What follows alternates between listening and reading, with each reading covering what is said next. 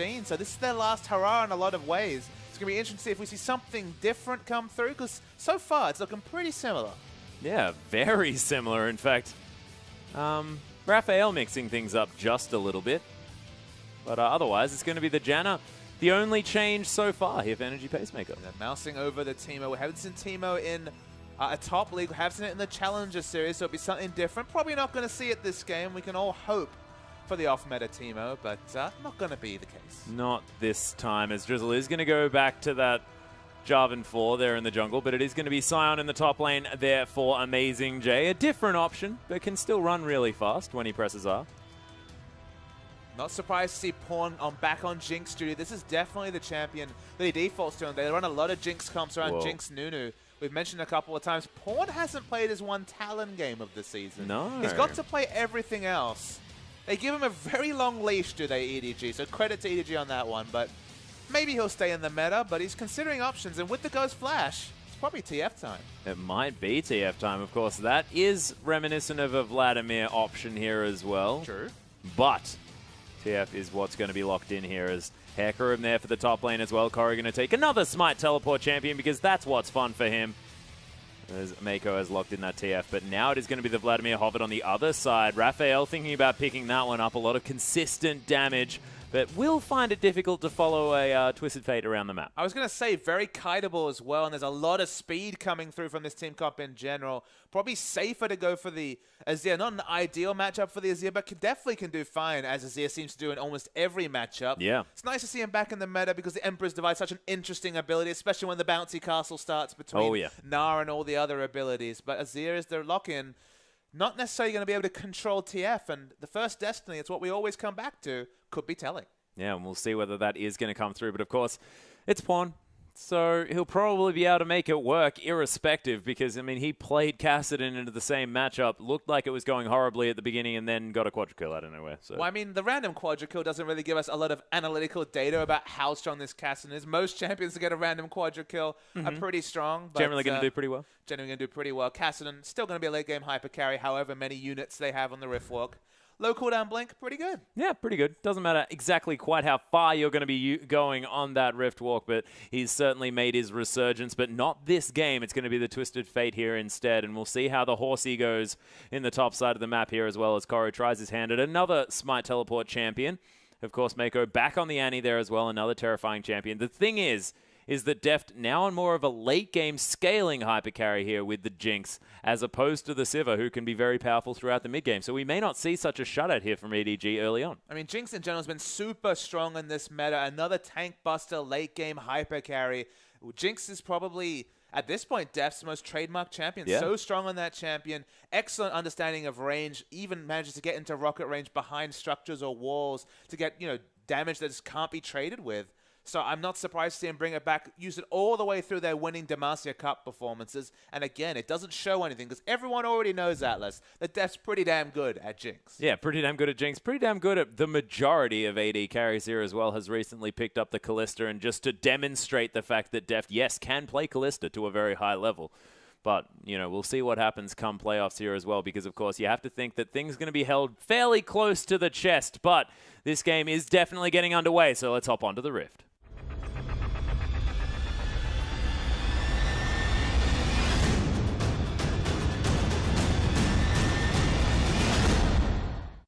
And here we are, ladies and gentlemen, our final game of the evening. EDG taking on Energy Pacemaker for the second time tonight. EDG managing to pick up the win in pretty commanding fashion. The surrender coming through at about 34 minutes into the game. I say about, exactly 34 minutes into the game.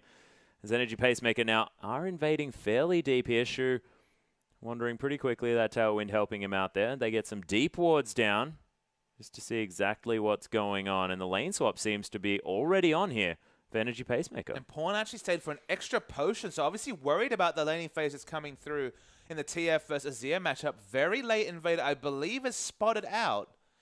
So Clearlove decides that he wants to start around the red side, or the blue side of the red team of EP.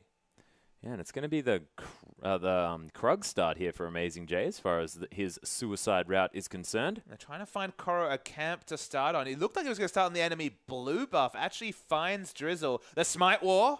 Oh, the Smite Wall could come through here as Drizzle does manage to lock down the Gromp, and now Koro definitely doesn't want to fight him. And the jungler's just showing who's boss. We've had the Smite for longer. Damned if we don't get it down. That's exactly right. Amazing J didn't opt for the teleport Smite top lane. I found that a little bit unfortunate there because, of course, Amazing J more than happy to do without his Smite here as well as he's down towards the bottom side. Probably could use Flash if he wants to be face-checking maps like that. As Pawn is going to lock a blue card here and manage to keep pushing out this wave. I mean, the worrying thing I'd say for Energy Pacemaker is it feels like the last game was definitely reminiscent of Energy Pacemaker at the start of the season when they went for those innovative strategies like, for example, the Scion starting Dragon level 1, picking up that buff, and then just not knowing how to finish out a game. Remember, Energy Pacemaker was significantly ahead in the previous game early before the random quadra kill coming on to Pawn. You feel like they kind of reverted back to a stage where they don't know how to close or build a lead. And against a team like EDG that can get back into very close games, you can't give them an inch. No, they will definitely take a mile. Is that what we were looking for? That was the analogy? I believe the analogy. Nailed it. Pawn, though, is going to eat a Sand Soldier here as he throws some more blue cards around. And so far, there has been a fair bit of harass here. Raphael has been definitely strong as far as keeping Pawn down in the early stages of this lane with the Azir. But he obviously respects the pressure coming through from Azir because it's not just a Boots 4 pot start or 4 biscuit start as it would be with the Master he's gone for. He's actually gone heavy into regen. So, I mean, Twisted Fate at that nebulous, I believe, 5-10 range, obviously worrying about the guaranteed damage coming through from the Sand Soldier trades and respecting with a heavy regen start. Not Doran Ring, not even Boots 4 pots. It's actually the full regen start. Yeah, just wants to keep himself safe, I guess, and we'll see what he decides to go for. You can see the damage coming through with the trades. Every time he goes in for a blue card, a red card, whatever, pick a card he picks, taking a lot of trade damage.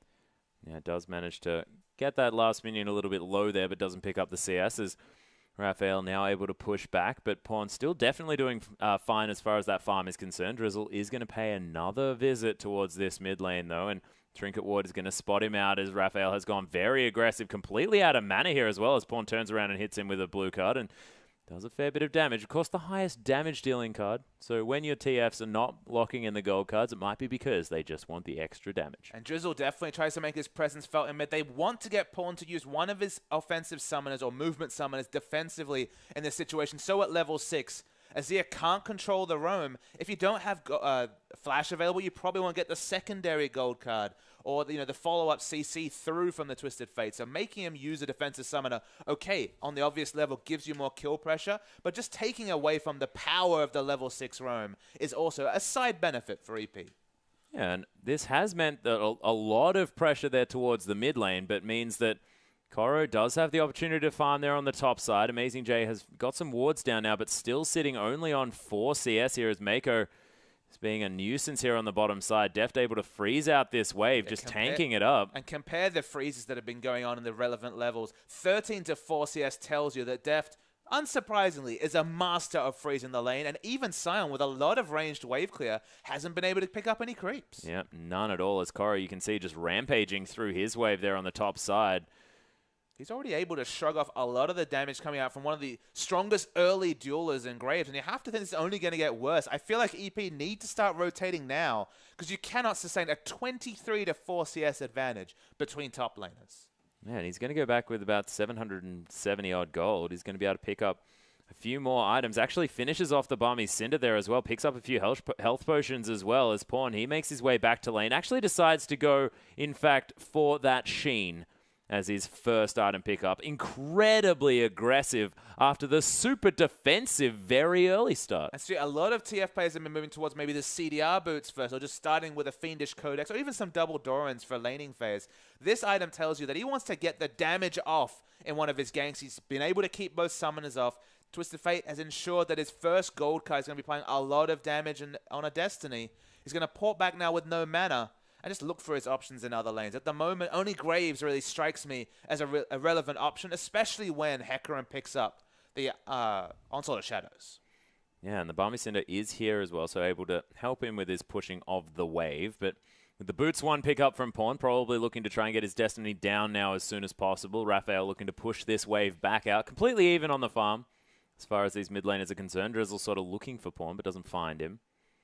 And the bottom lane for EDG are still just hanging out. Of course, the BF sword already been picked up now for Zhang Yao, as he's going to head back towards the bottom side of the map. Some standard lanes now going to ensue, as EDG not going to give up too many early dragons here this game with that lane swap or anything like that. And Pawn's still getting heavily harassed. You can see that the extra potions and biscuits were definitely necessary to navigate. Hasn't picked Twisted Fate for lane, clearly is picking it for the roam. But so far, so good in terms of Destiny usage. No Destinies in the first 8 minutes. Means that no global pressure put out yet by EDG. No, and EP still hanging on, of course, behind a little bit in gold. That has just come from the fact that they haven't been farming out these waves quite as well. And you have to think that most of that going to be towards the top side. I mean, surprisingly, Nunu actually has double the CS of Jarvan. My Usually goodness. a single target jungler. For him to pick up just that many camps is a big surprise. I know Drizzle's been paying a lot of attention to the mid lane, but level 6 to level 4... I have to say, I should have been watching his pathing a bit more specifically because I just don't understand how there could be such a massive discrepancy. Yeah, 500 gold in the lead as well, purely off that farm. And so Clearlove just really having his run of it here, now paying a visit towards the top side. The pings are out on the red buff. Koro's going for a bit of a roam as there's the Destiny Drizzle. You are in so much trouble. Doesn't have anything, and first blood going to go to Pawn. And he's going to stay level 4. Another buff stolen away. Definitely is going to be able to pick up the blue buff for himself. That's what Raphael needs. Drizzle had a horror game last game, you notice, and it looks like it's only going to get worse in game 2. Yeah, it does seem to have started definitely worse. I mean, the big deal here is that the only person to hold down Pawn is the gank pressure from Jarvan. It's almost irrelevant when he's level 4. At this present point, even Pawn on a champion like Twisted Fate, not known for early burst, is going to be able to out-trade the Jarvan and even have kill pressure on a Jarvan 1v2, 1v1. So Twisted Fate looks like he's going to be on a pretty long leash this game, and that's never good when we're talking about Pawn on that champion. Yeah, but we did just see Raphael push him out pretty effectively in that wave, as Zhang Yao actually going to get a decent, massive buckshot there as well, as Mako able to stun him up there for a moment. But the trade definitely going well here for EP. He's deft. He's going to pop some potions here as well, even on the items as far as the damage is concerned. But Deft definitely squishier here at this stage. You have to respect the burst coming out from Graves at the level 6, level 7 mark. And speaking of burst, it will be the Lichbane first coming through from Twisted Fate. It looks like Deft and Mako trying to keep the EP bottom lane in lane, despite the fact that Destiny's not available for another 90 seconds or so. Just trying to harass and stop the big buys from coming through. 9 CS lead built up by Deft. Again, never should be surprised when it comes to CS, whether it's denying enemy CS or picking up himself. That's pretty good at League of Legends. He is definitely pretty good at League of Legends. That is something that will always remain true, as the Chomp is going to come through there as well. Tibbers comes down. Collateral damage there, though, so Deft not wanting to stay in this fight, and that smoke screen doing a whole lot of work. Mako does have the stun charged up. Drizzle paid a visit here as well. Super Mega Death Rocket gets Zhang Yao. Beautiful shot. That is just poor play from EP. I'm going to call out Drizzle again. It feels harsh, but just stand in front of your AD carry. Stand, 500 units in front. Ensure the AoE's not going to hit him, because even though it's speculative, it was obvious there was kill pressure coming through from the Super Mega Death Rocket. Yeah, and Deft had hit that level 6. They knew that it was right there. They knew what was available. He had the mana for it. They had all the information, just played very, very poorly around it. Amazing J with the awkward decimating smash. Going to take a lot of trade damage, and look who's here. Yep, Pawn ghosting up towards this top side. There's going to be the ultimate used, but oh my goodness, the perfect use of the Onslaught of Shadows means that Amazing J can't do anything. He's running away from the horse, and Pawn is going to protect him here as well. So that is 2 for 2 on the Destiny front. But I believe that Pawn flashed in front of it as well. Not sure which one registered first, but of course, interrupting that channel of the Unstoppable Onslaught, picking up the kill. Pawn 2-0-0. Definitely going to have enough gold for the Lich Bane now for even more burst damage. And man, this game went from bad from worse much faster for EP. Already 4,000 gold behind. And Clearlove sort of just, I'm going to sit in this tri-brush, and they do know that I'm there, of course. I saw a Janna. I mean, so Nunu doesn't give any cares this game whatsoever. No cares. Level 7, he's got the Cinderhulk. He's already naturally tanky. He probably ate a Gromp at some point for the extra percentage maximum health. And EDG, they're just going to walk to a victory, you have to think. I hate to proclaim a game over 11 minutes, but against a Twisted Fate with no lane control, all lanes winning, looking pretty good. It is definitely looking good for EDG, but all things considered, not over at this stage, despite the fact that they have a Jinx who is ahead in lane. I mean, Jinx is ahead, Hecarim's way ahead. At this point, nice CS advantage coming through from Raphael, but no lane control whatsoever on Pawn. A little bit of kill pressure as we've seen from the trades, which are definitely looking good. But at some point, all the other lanes winning is going to start to overfill even to Raphael's lane, and the Destinies have been on point. They have, and we'll see whether Pawn's going to continue that one, of course.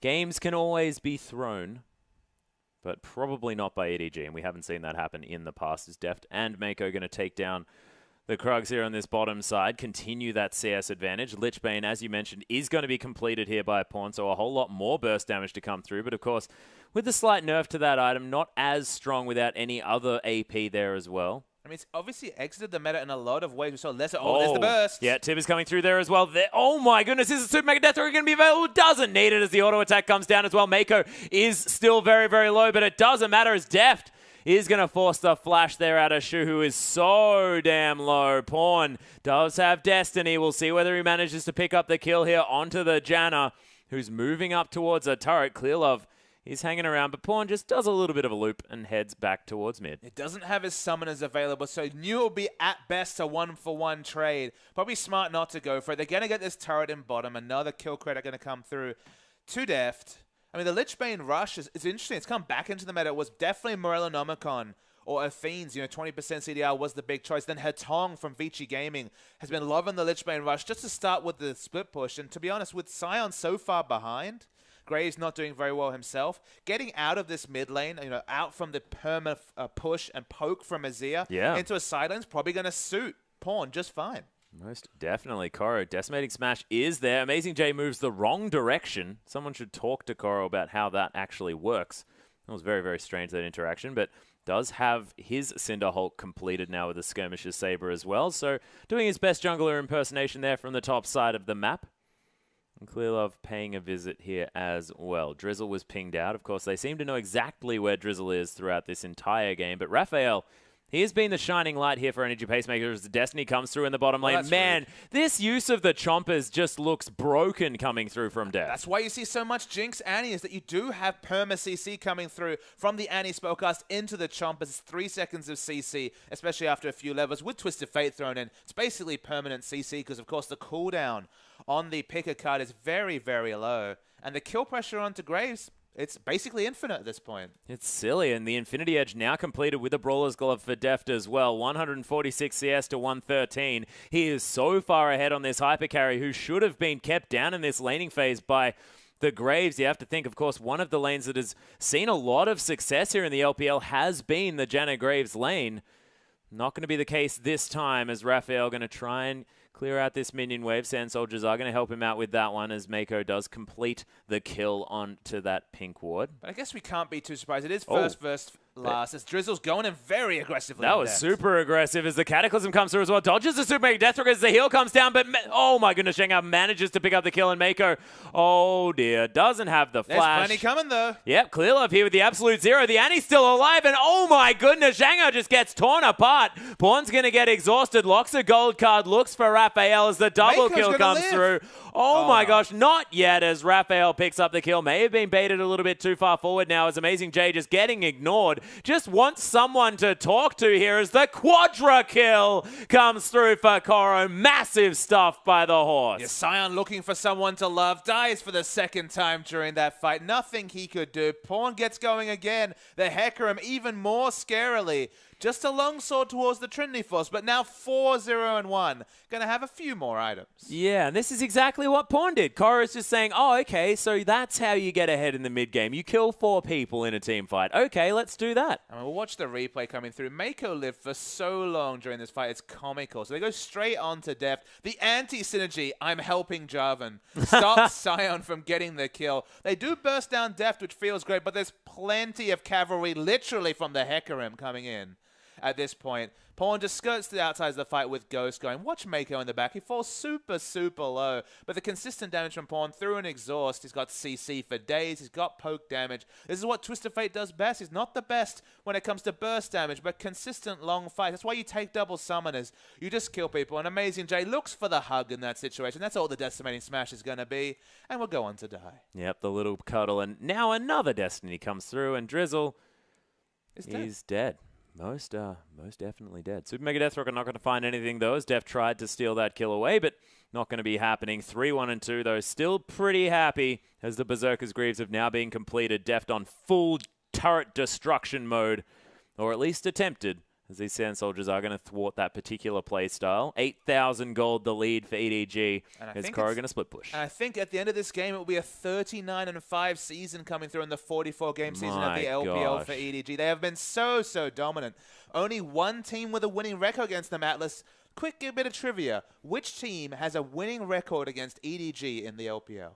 Is it Snake? It is Snake at 3-1. They are the only team with a winning and even trade of games. They're 3-1. The only team to have a favorable split against EDG. Might be a relevant statistic coming into semifinals, but every other team definitely looking to avoid this EDG team. They're looking so strong. Oh my goodness. Beautiful use of the cleanse there by Raphael. Still going aggressive as the Emperor's Divide comes through. Pawn going to flash out of the way. Tries to get the kill. Oh, doesn't try. Picks it up there onto Raphael as Amazing J now in a whole lot of trouble. That was a 2v1 while Clearlove was picking up the Dragon. And Pawn, he's unstoppable. Well, that's the thing. You talk about the fact that TF doesn't have burst. When you're 4-0 and 5, so much gold already banked. Of course, have the loaded dice passive. I didn't talk about even more gold. This is what happens. You get plenty of burst damage. That was, of course, me, Atlas. I was referring to myself in the third person, as you do. Understandable. I smell what the papa is cooking. I hope not. I'm not entirely sure what I feel about that statement. It's analytical. Don't worry about it. Okay, good. Shanghai, they're going to try and pick up these creeps underneath the turret, sort of wondering what to do with himself here, as he does have the Infinity Edge completed. Not too far behind as far as those items are concerned. Of course, only a Brawler's Glove here, but Deft is going to go back to base and rectify that situation. Almost. Most of a Phantom Dancer coming through. How much gold is he away from a Phantom Dancer, Papa? Is a dagger and the combined, so I would guess 900 gold. 970? 970, look at you. You're very on top of your AD carry items. That's all I know. Money amounts based on silly little items. Speaking of money, this Hecarim banking the big cash dollars with the Trinity Force. The outright. He's got Trinity Force, Cinderhulk, and the Home Guard boots at 19 minutes. That is utterly disgusting amounts of damage coming through. And just gold that's been able to be spent. Everyone is so strong. EP, I mean, this is realistically, as the 12th place team, they're probably the least likely to come through the LSPL promotion tournament. This might be their last hurrah for 2015, so I don't know if they want to surrender at 20 minutes, but 11,000 gold with the fact that, I mean, this is 5.6 where turrets give even less gold. Oh my goodness. He tried to use the Destiny to stop the ultimate from Amazing J. As the Decimating Smash comes through. Pawn's not finished. To die. Yep, actually, Amazing J is here. The exhaust comes through onto Pawn. He's trying to make something happen. Does have the Zonyas available, of course. We'll see exactly what happens here as we get this one underway. The potential is very high in this situation, Alice. I'm not liking it for the Janna, who came for the drive-by kill pad, as far as I can tell. Well, what actually did happen was that Jinx got a double kill in the bottom lane. Oh.